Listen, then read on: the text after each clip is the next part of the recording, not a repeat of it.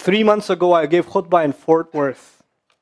I haven't been to that masjid in 4 or 5 years, and they invited me for some reason, and I went. And I gave khutbah there. My khutbah was about dua.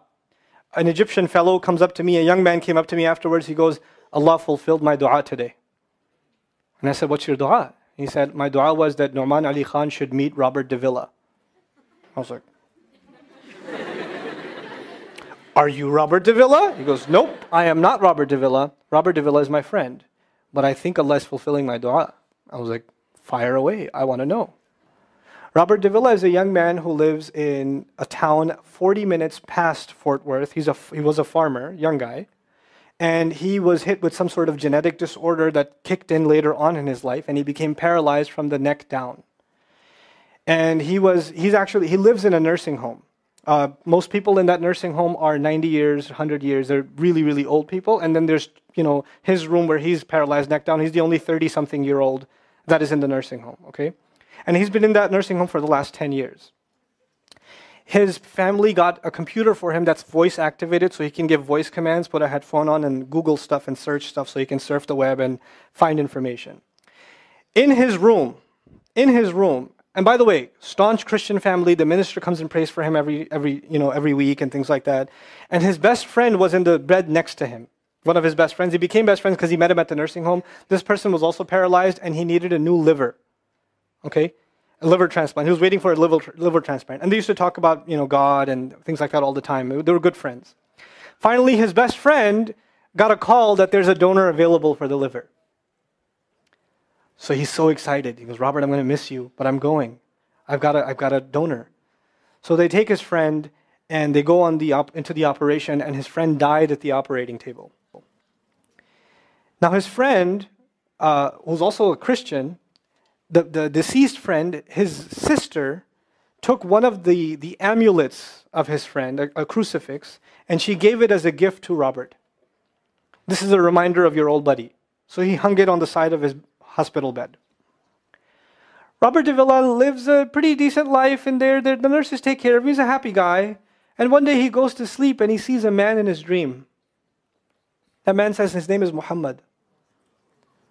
And he says, pointing at the crucifix, God did not send messengers so they would worship the messengers. God sent messengers so you could worship God. And Jesus was just a man. He walked in the markets and he ate food. He walked in the markets and he ate food, and the dream stopped. He only knows that Jesus was just a man. He knows there's a man named Muhammad that said that to him. He said that messengers came so people could worship God and not the messengers. This is all he knows. So he starts Googling Muhammad. He finds Islam.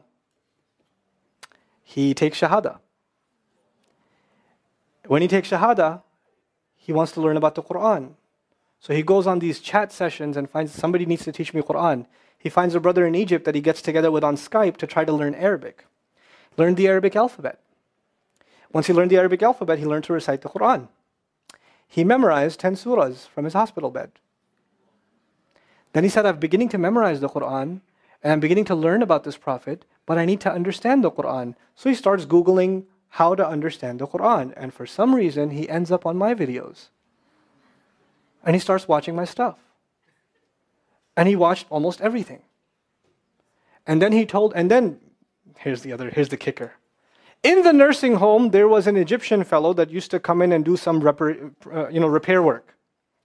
The Egyptian fellow has his own awesome story. The guy had basically lost faith. He wasn't religious. The nearest masjid to him was 50 miles away. So he didn't really go to Jumu'ah much anymore. But he felt a spiritual void, so he started going to the church just to feel closer to Allah. Raised Muslim. He goes to the church just to feel closer to Allah.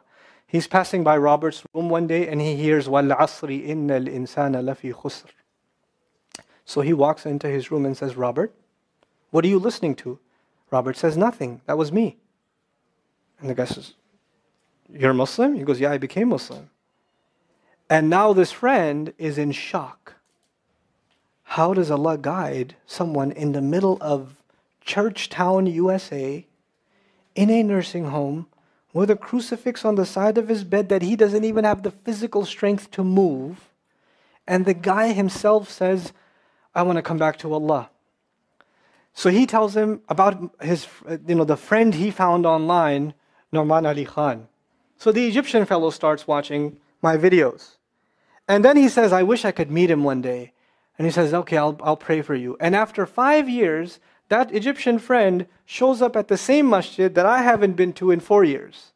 And after Jum'ah says, I think Allah wants to fulfill my friend's dua and my dua. So I said, I think He does. Let's go. So I took a few of us and we went. And we met with Robert. We had a beautiful conversation with him. And inshallah, for Eid, we're going to go to his nursing home again. The nursing home was pretty shocked. You're all here to meet Robert? He's like, yep. Why do you want to meet him? He's an inspiration. I'm like, okay, let me check if we can. And they had to call the hospice administrator and all this stuff. And then eventually let us in. And Robert's in shock. And then I meet with Robert, we're talking, and I was like, hey, Robert, so I heard you memorize some surahs. He says, yeah. Can you recite one for me? So he recited Surah Al-Asr. Not one of us was not crying. We're just in tears. When somebody turns to Allah, don't worry about the means. Guidance will come. Balance will come.